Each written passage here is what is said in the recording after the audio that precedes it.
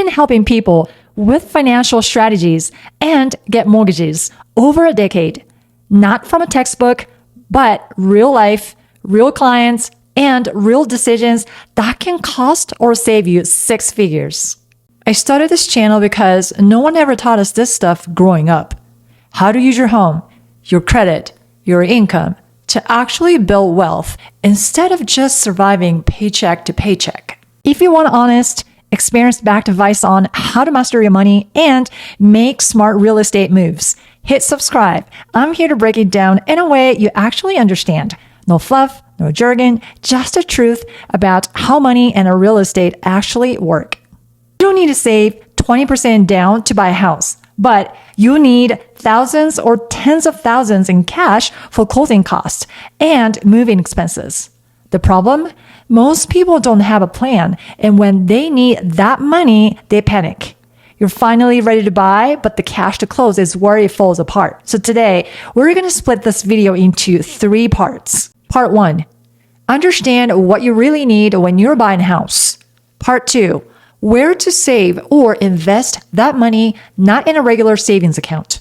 Part 3, build a strategy backwards, meaning instead of saving whatever's left over, decide a number you'll need. So you started browsing houses on real estate websites like Zillow or Redfin. Keep in mind, at this point, you don't have to reach out to your real estate agent just yet because you don't know how much of a house you can afford. You don't want to find out your budget is out of reach after you've fallen in love with that house. You don't need a 20% down payment, but you'll need a minimum of 3 to 5% down of the home's purchase price and 2 to 5% for closing costs. Maybe you have to show that you have a reserves in case of a financial hardship, and these are calculated in months of mortgage payments, including taxes, insurance, and association fees. Most commonly required reserves are 6 to 12 months. Knowing the number is the first step. Now let's talk about where to park or grow this money, especially if you don't need it for another 1 to 3 years. Option 1, high-yield savings account. For short-term use, like less than a year. High-yield savings accounts are safe and easy. Just know they won't grow as much, maybe 4 to 5% interest, but still way better than traditional bank accounts that only give you 0.02%. Option 2, Roth IRA contributions. Here's the part most people don't know.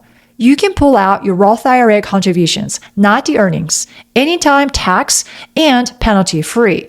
That's money you already paid taxes on. So if you've been contributing for a few years and need cash to close on a home, you may have $10,000 to $20,000 sitting there. I don't recommend emptying retirement accounts, but it's an option that won't penalize you. Option 3, brokerage account. If you've got a 2 to 3 year timeline, you might consider investing a small portion in a low-risk index fund. Just don't treat it like a gamble.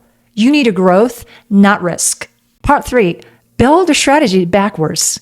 Instead of saving whatever's left over, decide a number you'll need, divide it by your timeline, and automate savings. For example, need $24,000 in 2 years? That's $1,000 per month.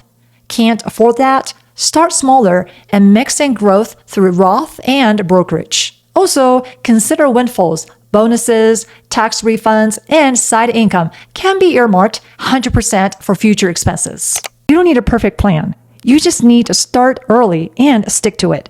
Start with a number. Choose where your money grows. Then automate the rest. If you're planning to buy a home or invest in a real estate in the next few years and want a clear, realistic strategy based on your income, DM me or check the link in the description. Subscribe for weekly tips to grow your wealth through real estate, smart financing, and financial literacy that actually applies to your life. Real talk, real money, real estate.